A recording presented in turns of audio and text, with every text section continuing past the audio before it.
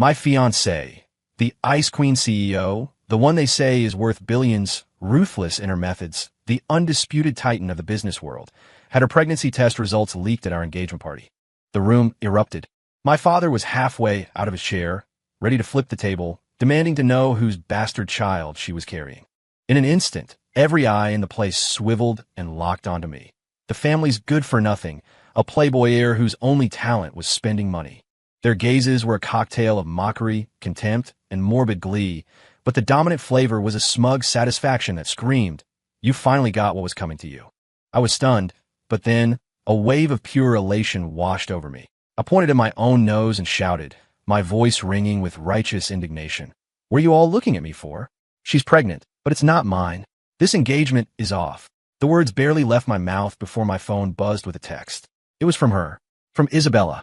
"Are you sure the baby isn't yours? The way you begged me last night was adorable, so I've decided you can sleep with me again tonight." The text felt like venom-tipped needles stabbing into my eyes. The ecstatic grin on my face froze solid. Last night? I was at a bar last night, drinking alone.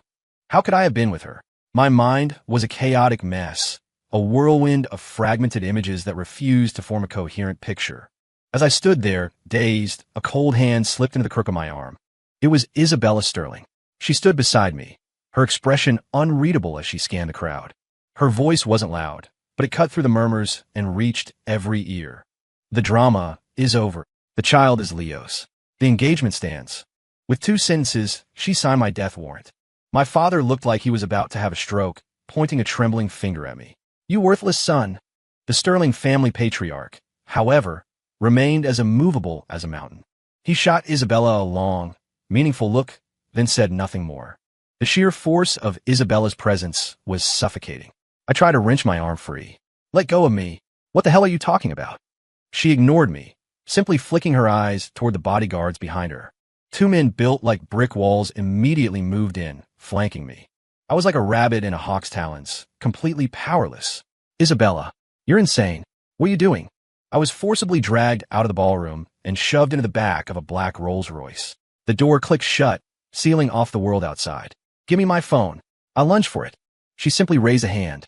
A guard next to me clamped his hand around my wrist, the grip like a steel vise. I couldn't move an inch. She took my phone, powered it down, and tossed it aside. I was completely cut off. "What do you want? What gives you the right to say that baby is mine?" I roared, trying to drown out the panic rising in my chest. Isabella slowly undid the top button of her blazer. She angled her head slightly, revealing the pale, elegant line of her neck and collarbone. And there, stark against her skin, was a clear, intimate bite mark. She tapped a finger on the mark, her tone flat. "Don't you remember?" My heart hammered against my ribs. A fuzzy memory surfaced, a soft, yielding touch, the faint taste of blood. "No, it's impossible. I would never do something like that." I must have blacked out. The car drove to a sprawling estate in the hills of Greenwich. The staff lining the entrance bowed in unison. "Welcome, Ms. Sterling. Welcome, Mr. Vance." "Mr. Vance? Since when was I the master of this house?" I was escorted inside, and the massive front door swung shut behind me. I rushed to the windows, only to find they were all reinforced, impossible to open. This place wasn't a home. It was a gilded cage. Isabella followed me in, the sharp click of her heels on the marble floor echoing my own frantic heartbeat. She advanced on me, step by step, until my back was pressed against a cold wall with nowhere to run. She raised a hand, her cool fingertips brushing against my throat.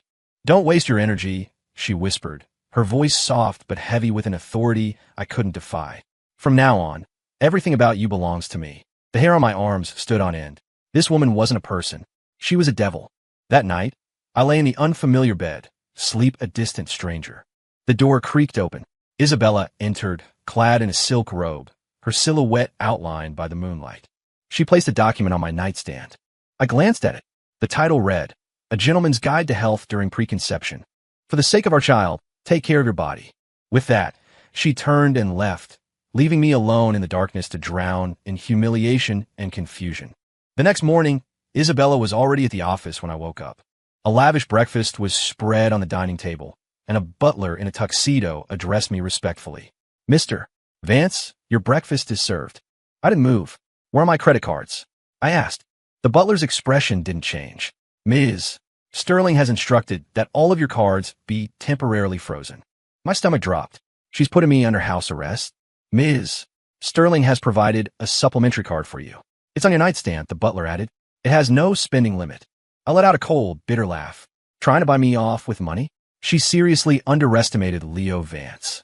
I grabbed the black card and drove straight to the most extravagant stretch of Fifth Avenue. I was going to protest in the most decadent way I knew how. I bought a life-size bull sculpted from solid gold because it looked utterly ridiculous.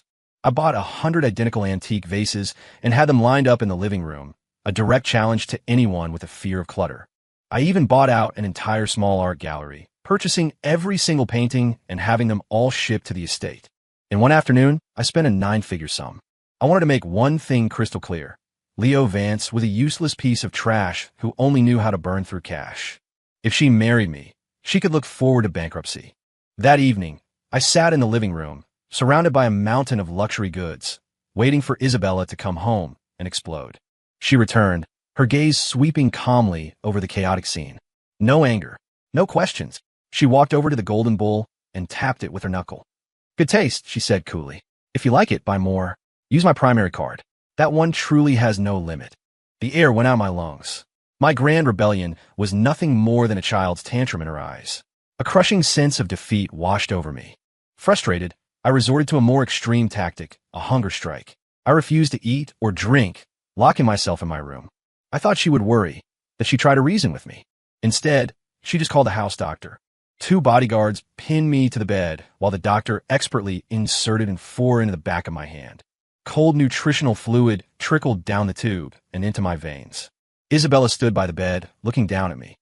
How are we supposed to have a second child if you ruin your health? Her voice was devoid of any warmth. Every act of defiance was like punching a pillow, futile and ridiculous. I was utterly defeated. One night, while she was in the shower, I snuck in her study. I was looking for anything, any clue that could help me escape. In a locked drawer, I found a file.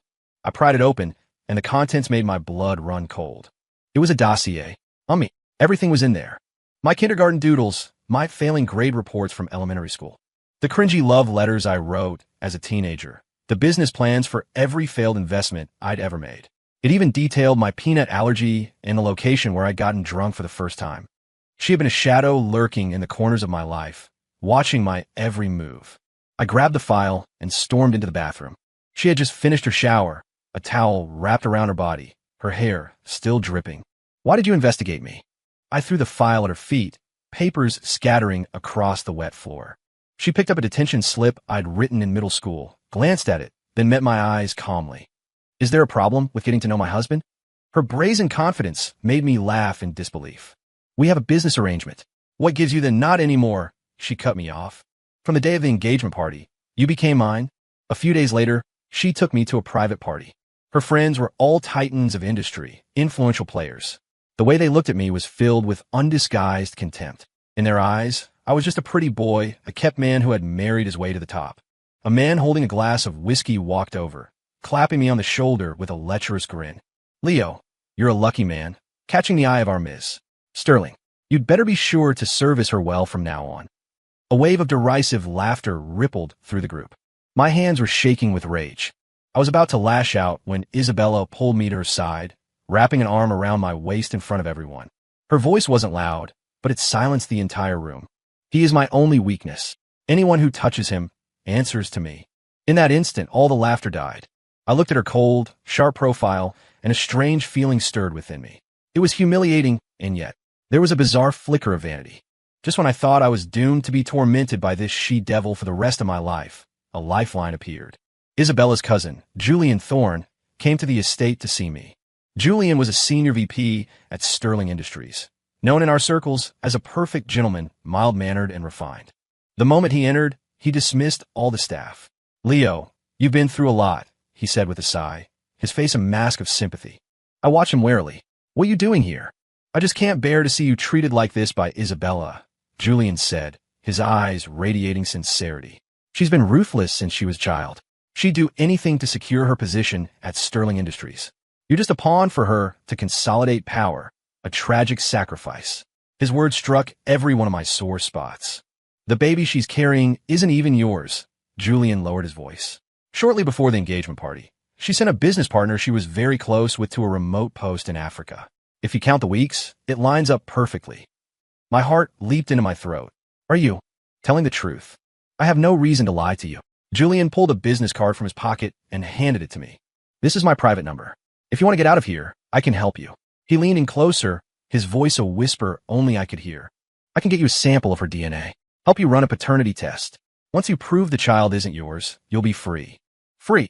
The word was like a lightning bolt, splitting apart the dark clouds that had gathered over me. I stared at the card in my hand, my heart pounding. This might be my only way out. That night, Isabella came home late, looking exhausted. As she slept, her brow was deeply furrowed, as if caught in a nightmare.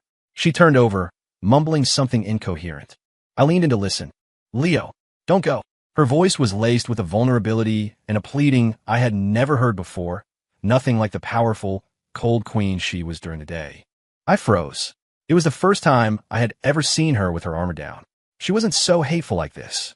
She was almost heartbreaking. The next morning, when I came downstairs, I saw her leaning against a wall, dry heaving. Her face was ashen, and her forehead was beaded with cold sweat. The butler stood beside her, holding a glass of water, his expression anxious. Ms. Sterling, please drink some water. She waved a weak hand, unable to speak. Seeing her in such a state, I felt a surge of irritation. I walked over, took the glass from the butler, and held it to her lips. Drink. My tone was harsh. Isabella froze. She looked up, her gaze complicated. It was no longer the cold, possessive stare I was used to. It held something I couldn't decipher. Surprise, confusion, and a flicker of warmth. She took a few small sips from my hand, and some color returned to her face. Thank you, she said softly. My heart, for some inexplicable reason, skipped a beat. I snatched my hand back as if I'd been burned. Don't get the wrong idea. I just don't want you dropping dead in front of me. It'd be bad luck. I turned and walked away, my steps a little too quick.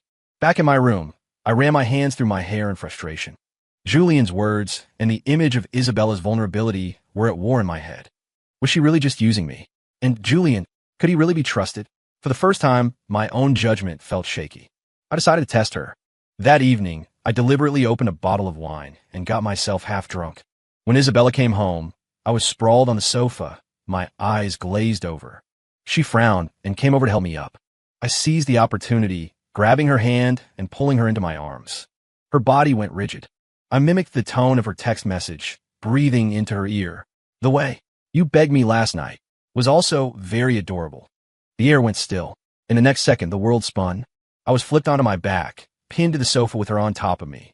Her strength was astonishing. So you remember now? She loomed over me, her eyes as dangerous as a leopard stalking its prey. I was instantly half sober. She whispered in my ear, her voice like a hook, pulling the memories of that rainy night together piece by piece. 1 week ago, Eclipse Bar in Soho. You stormed in, soaked to the bone, and you wouldn't let go of my hand. You cried and begged me not to leave, telling me you were the most useless person in the world. My heart sank. That rainy night, it was the anniversary of my college startup being stolen from me. The day my business partner betrayed me and took everything I had built. The scar I thought I had hidden so well, my most humiliating secret, she knew all about it. I thought I had been alone that night, licking my wounds in a dark corner. Why? Why would I have gone to her? I couldn't remember a thing. Did we? I started, my voice strained. Did we sleep together? She didn't answer directly, instead tracing the line of my lips with her fingertip. You kissed me first. This fragmented truth only threw me into more confusion. Shame, anger, and an undeniable curiosity tangled inside me. Just then, her phone rang. It was an urgent video conference. She released me and went to her desk, opening her laptop. During the meeting, Isabella was dealing with a tricky overseas acquisition. The other party's legal team was sharp, having planted countless traps in the contract. Sterling's legal department was floundering, completely led by the nose. I was only half listening out of boredom, but when I heard one of the clauses proposed by the opposing lawyer, I instinctively frowned. It was an incredibly subtle legal pitfall. If she signed it, Sterling Industries would face astronomical patent lawsuits in the future. Seeing that Isabella was about to agree, I couldn't stop myself. Don't sign that. The virtual conference room fell silent. Everyone on screen stared in astonishment at me, the kept husband who had suddenly spoken up. Isabella turned to look at me, her eyes questioning. I didn't bother explaining it to her incompetent legal team. I walked straight to the laptop. They're exploiting the differences between EU and North American free trade zone intellectual property laws to create a retroactive clause. If you sign this agreement, you're effectively acknowledging the historical patent ownership of all their parent company subsidiaries, including those patents that have already entered the public domain. In less than 6 months, they'll sue you for patent infringement, and the damages will be at least 10 times the value of this acquisition. In a few sentences, I expose their entire scheme. The faces of the lawyers on the other side of the video call turned pale. The executives from Sterling were staring in shock, as if seeing me for the first time. Isabella ended the call. She didn't speak. She just watched me, walking toward me step by step. Her gaze was something I had never seen before, scorching and intense, filled with a raw possessiveness, as if she wanted to devour me whole. "Leo," she said, stopping in front of me and raising a hand to my face. "How many more surprises are you hiding?" In that moment, my heartbeat spiraled out of control. It seemed the person she was in love with wasn't the useless playboy. It was the real me, the one I had kept hidden away. I had to know the truth. Was the baby mine or not? I took out the card Julian had given me and dialed the number. "I've made my decision. I want the paternity test." Julian's voice sounded pleased. "A wise choice.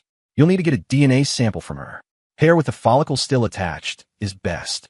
After hanging up, I started looking for an opportunity. This had to be done without her knowing. Isabella was too sharp. I couldn't afford any mistakes. I decided her bathroom was the best place. People always shed hair in the shower. I waited for her to go in, then quietly slipped inside. The room was filled with steam and her signature, faintly cool scent.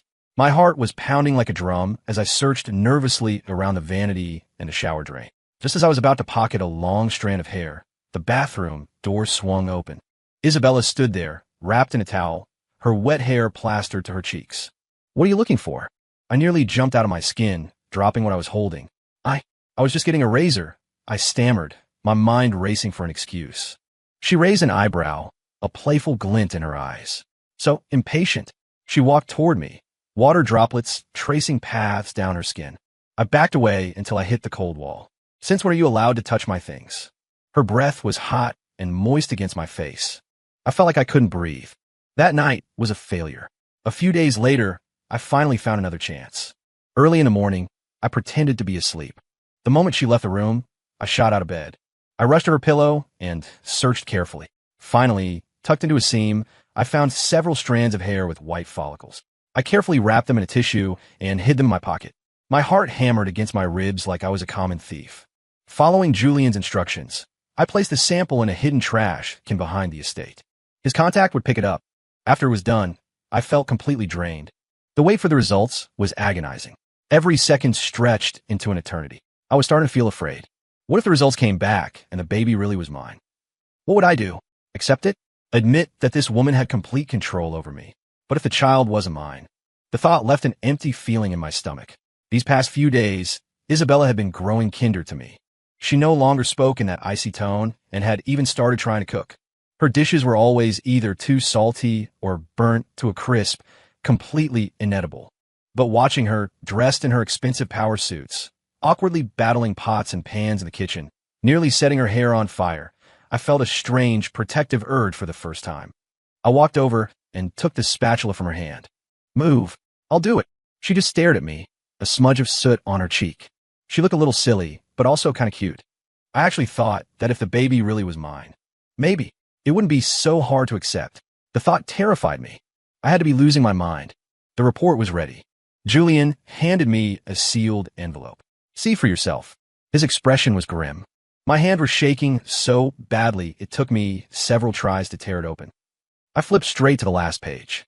The conclusion, written in stark black and white, read, "Based on the DNA analysis, the alleged father, Leo Vance, is excluded as the biological father of the fetus." Excluded. Not mine. The baby really wasn't mine. A massive wave of euphoria washed over me. I was free. I could finally escape this crazy woman. Ha! I knew it. I knew it. I clutched the report and laughed like a maniac. Julian clapped me on the shoulder. "Congratulations, Leo. Now you have the proof you need to confront her." Feeling like a man granted a pardon, I raced back to the estate. I kicked open the door to her study. Isabella was reviewing documents and jumped at my sudden entrance. "Isabella, you liar." I slammed the paternity test report down on the desk in front of her.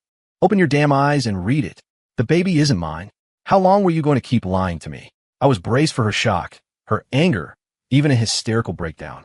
Instead, she gave the report a calm glance without even opening the cover. There wasn't a hint of surprise on her face. She stood up, walked over to the projector on the side table, and pressed a button. A clear surveillance video appeared on the wall. The footage showed the back gate of our estate. A man in a baseball cap retrieved the tissue packet from the trash from where I'd left it. He then walked to a street corner and handed it off to another person. The camera angle switched. The second person opened the packet, dumped my carefully collected hair onto the ground, and replaced it with another sample they had prepared. The entire swap was recorded in crystal clear detail. My blood ran cold. I stared at her, unable to believe it. Isabella wasn't finished. She opened her desk drawer and pulled out another, identical envelope. She tore it open in front of me and took out the report inside. She spread it on the desk. The conclusion read, based on the DNA analysis, the paternal relationship between the alleged father, Leo Vance, and the fetus is supported with a probability of 99%. 99%. My mind went blank, a loud buzzing in my ears. How could this be? Did you really think you could hide anything from me on my own property?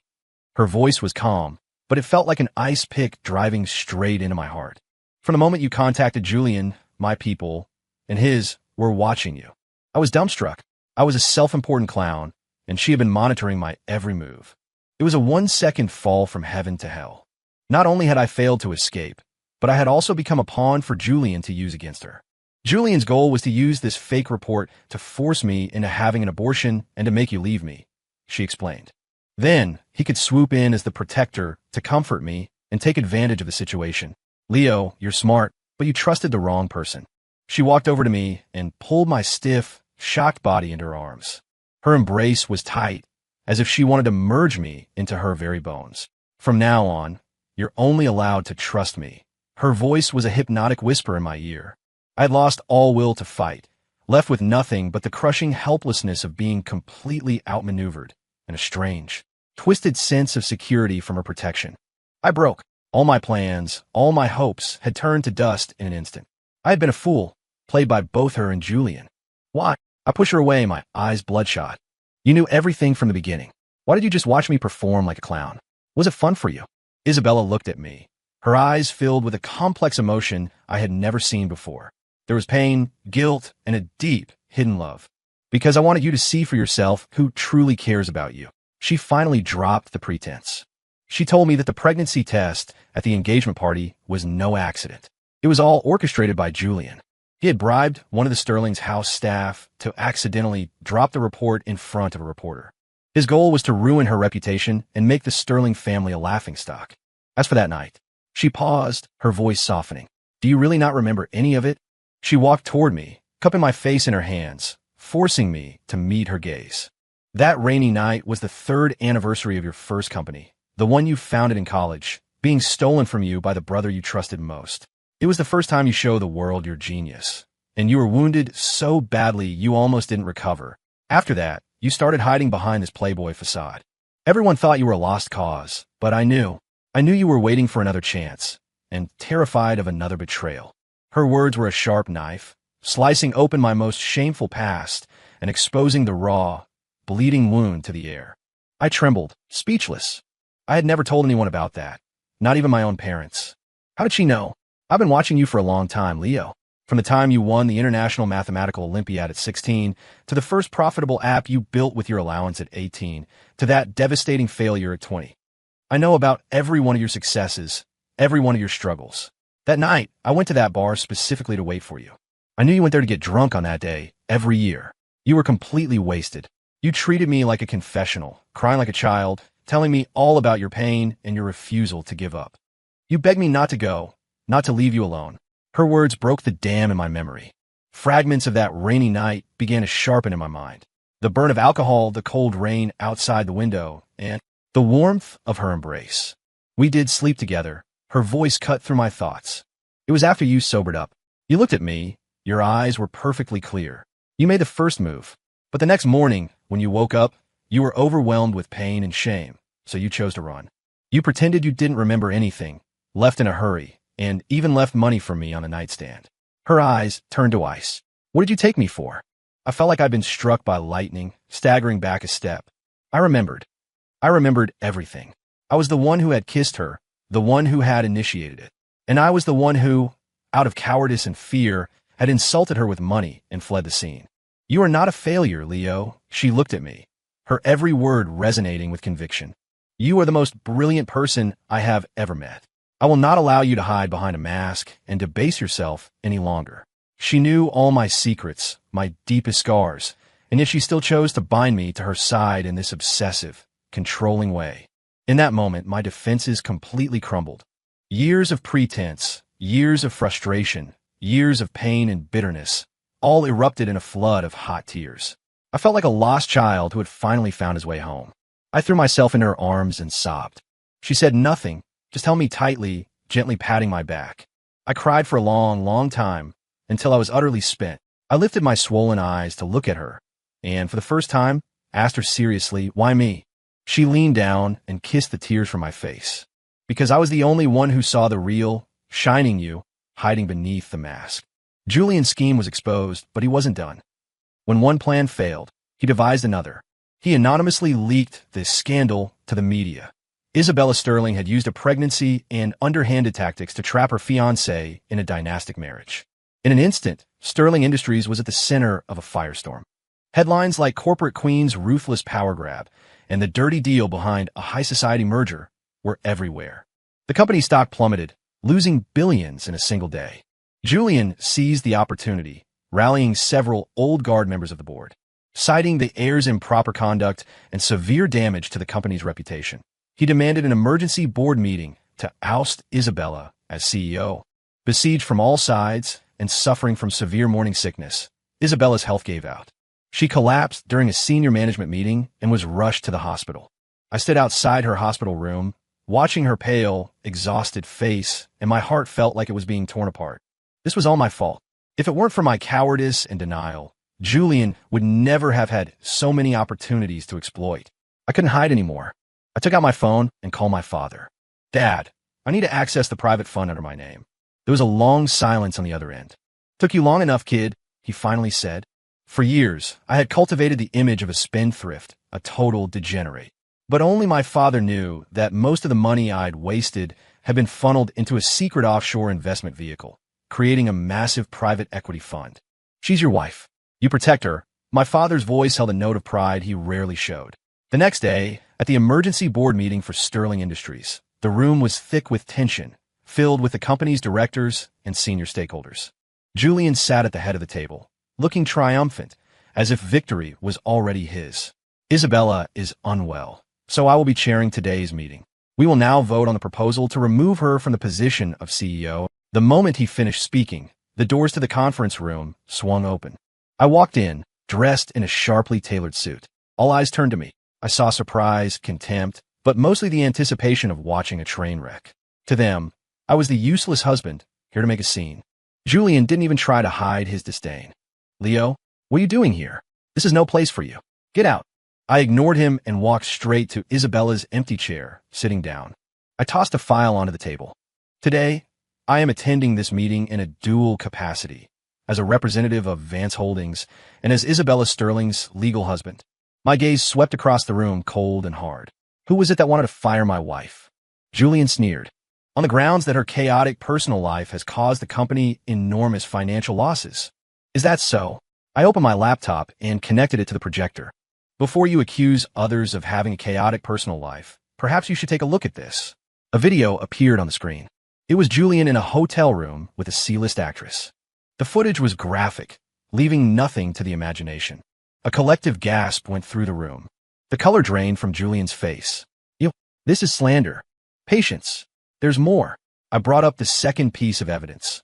Bank statements and email records proving that Julian had been using his position to leak corporate secrets to a competitor for personal gain. Julian, you've been embezzling company assets and engaging in insider trading. This is enough to put you in prison for the rest of your life. I stood up, looking down on him. The playboy heir who used to tag along to parties was gone. In his place was a man with a sharp gaze and a commanding presence. The entire room was dead silent. Everyone was stunned by the sudden turn of events. Today, I, Leo Vance, was here to settle the score for my wife. Julian was blindsided by my evidence, but he quickly composed himself. Even if I made some mistakes, it doesn't change the fact that Isabella has brought negative publicity to this company. He turned to the other board members. Gentlemen, the stock is still falling.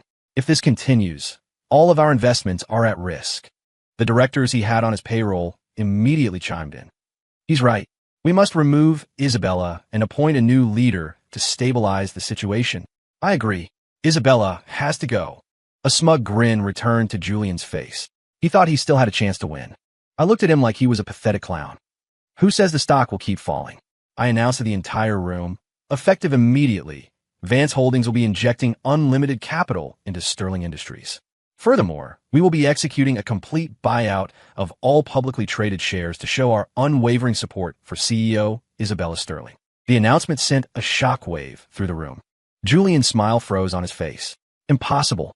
Your father would never agree to that. Because the capital injection is coming from me. I dial my fund manager and put the call on speaker. You can begin. A calm, professional voice came through the phone. Understood, Mr. Vance. Almost simultaneously, the cell phones of several board members began to ring. They answered, and their faces grew paler with each passing second. What? Our company's stock is under a hostile attack. Quick, mobilize our capital for a defensive buyback. It's too late. Their assault is too aggressive. We can't hold them off. The same directors who had been clamoring for Isabella's removal were now in a state of panic. Their own backyards are on fire. I had unleashed my private fund, launching a precise and devastating attack on the public companies owned by Julian's supporters. Gentlemen, I walked to the center of the room, my voice low but carrying to every corner. You now have two choices. One, you can continue to back Julian Thorne and watch your own companies burn to the ground. Or two, you can vote to reject this ridiculous proposal, and together, we can make Sterling Industries stronger than ever. I guarantee that what you've lost today, you will earn back tenfold in the future. It wasn't much of a choice. A few minutes later, the vote was in. It was unanimous. The proposal to remove Isabella was rejected. Julian, abandoned by all his allies, collapsed into a chair, his face ashen. He had lost completely. Just then, the conference room doors opened again. Isabella walked in, supported by the butler. Her face was still pale, but her eyes had regained their usual cold, sharp focus. She walked up to Julian and threw a new project proposal, which she must have prepared long ago, in his face. You lose, Julian. The proposal was brilliant, enticing enough to make any investor salivate. It was her final move, a checkmate that solidified her support among the wavering board members. I looked at her, and she looked back at me. We shared a smile. Nothing more needed to be said. Julian was led away by the police. Embezzlement, corporate espionage, insider trading. The list of charges would ensure he spent the rest of his life behind bars. The storm had passed. In the now empty office, Isabella came up behind me and gently wrapped her arms around me. She rested her chin on my shoulder, her voice softer than I had ever heard it. My hero. I turned in her embrace, cupped her face in my hands, and kissed her. It was a long, tender kiss. No, I whispered against her forehead. I'm your man. The story of how I played the fool to save the day at the Sterling Industries board meeting spread through the business world like wildfire. It reached my father and the Sterling patriarch. My dad's voice was full of emotion when he called. You little bastard, you hit it well. I really thought you were a lost cause. I laughed. I take after you, Dad. There was a pause on the line. From now on, do whatever you want. If you don't want to take over the family business, I won't force you. It was the first time my father had ever given me the freedom to choose. A great weight lifted off my shoulders. The Sterling patriarch insisted on hosting a dinner for Isabella and me. At the table, the old man who had ruled the corporate world for a lifetime raised his glass to me. Leo, I was an old fool. I misjudged you. Isabella is lucky to have a husband like you. The Sterling family is lucky. He drained his glass, a silent apology for his earlier disdain. The two families sat together, the atmosphere more harmonious than ever. They were no longer discussing a cold, calculated merger, but a true, deep partnership for the future. I had finally shed the useless label that had followed me for over 2 decades and earned everyone's respect. But I realized the only person's opinion I truly cared about was hers. On the way home after dinner, Isabella rested her head on my shoulder, silent. The car was quiet.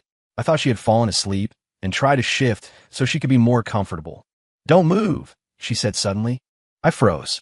Leo. She whispered my name. You're free now, she said. My family, your family, they won't pressure you anymore. You can do whatever you want, go wherever you want.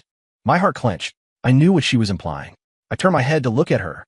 Her face, usually so strong and commanding, now looked vulnerable, etched with an uncertain, cautious hope. This corporate queen, who feared nothing, was afraid. Afraid that I would leave her. I smiled. I wrapped my arms around her and pulled her into a tight embrace. Isabella, are you an idiot? I'm not going anywhere. I'm stuck with you for life. I felt her body relax in my arms. After a long moment, I heard her whisper, so faintly I almost missed it. Okay. With the crisis averted, our life finally returned to normal. Or rather, it settled into a new, unprecedentedly sweet preparental routine. I canceled all non-essential meetings to spend every moment with Isabella. I, who had never touched a spatula in my life, started learning how to care for a pregnant woman. I researched online, buying stacks of books on pregnancy nutrition. The first time I tried to cook, I nearly set the kitchen on fire. The second time, I mistook sugar for salt, and the soup I made was sickeningly sweet. But Isabella never complained. She ate every bite of my disaster cooking, without fail. Then, when she thought I wasn't looking, she would secretly go and throw it all up. I knew, but I never called her out on it. I just worked harder, practiced more. Finally, the day came when I managed to cook a decent 4-course meal. After she finished eating, she hugged me, her eyes shining. Leo, your cooking is the best in the world. In that moment, all the effort felt worth it. We would take slow walks together in the estate's garden, me carefully supporting her. We would read stories to our unborn child, my low voice and her cool, clear one weaving together in a surprisingly harmonious melody. I began to eagerly await the arrival of this new life. During one of the checkups, the doctor showed us the ultrasound. On the screen, the tiny life looked like a little dancing bean. The doctor pointed to a small, flickering dot. Listen, that's the baby's heartbeat. Thump, thump, thump, thump. The strong, steady sound filled the room. In that instant, tears streamed down my face without warning. An immense sense of responsibility and a profound happiness I had never known before washed over me. This was my child, mine and Isabella's. On the way out of the hospital, I held her hand tightly, unable to speak. She seemed to sense my emotional state and remained quiet, just being there with me. It wasn't until we were back home, standing in the sun-drenched living room, that I stopped and turned to face her. Isabella. Thank you, I said. Thank you for finding me, for scheming against me, and for not giving up on me. I love you. The confession, long overdue, was finally spoken. Isabella stared, her eyes slowly welling up and turning red. It was the first time I had ever seen her cry, not from pain or frustration, but from joy. She stood on her toes and kissed me, smiling through her tears. You idiot. I love you too. I have for a long, long time. On the day of her due date, I was more of a nervous wreck than she was. When they wheeled her into the delivery room, I paced the hallway like a caged animal. Every second felt like an eternity. I could hear her muffled cries of pain from inside, and my heart twisted with each one. I wanted to storm in there and take the pain for her. I don't know how much time passed. Then, the sharp, loud cry of a baby cut through the quiet tension. Wah! My whole body jolted. The delivery room door opened, and a nurse came out, holding a bundle, a wide smile on her face. Congratulations, Mr. Vance. It's a boy. Mother and child are both healthy and safe. My mind was blank, the overwhelming joy making my knees weak. I was a father. Isabella and I had a child. I awkwardly took the tiny infant, wrapped in a blue blanket, from the nurse's arms. He was so small, so soft. His eyes were closed, sleeping peacefully. I felt my heart fill with an indescribable warmth. This was my son, the son of the woman I loved.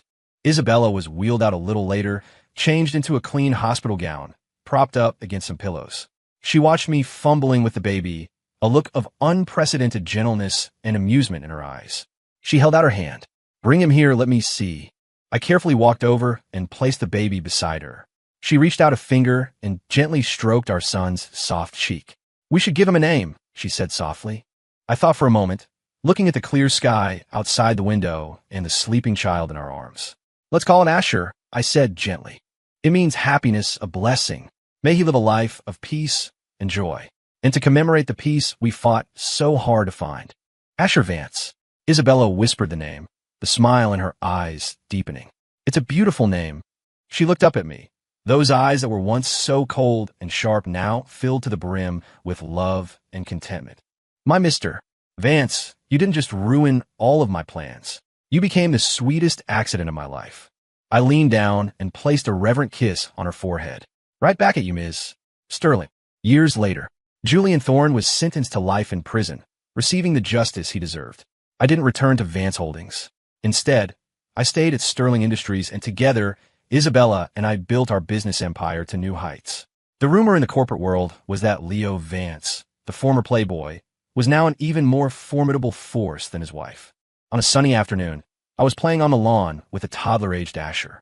Isabella sat on a lounge chair nearby, watching us with a gentle smile. Asher broke free from my grasp and ran on his chubby little legs, stumbling toward his mother.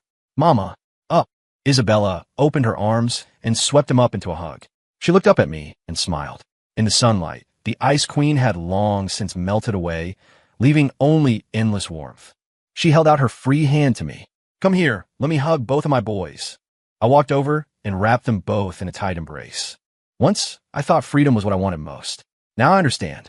Wherever she is, that's my home. My only destination.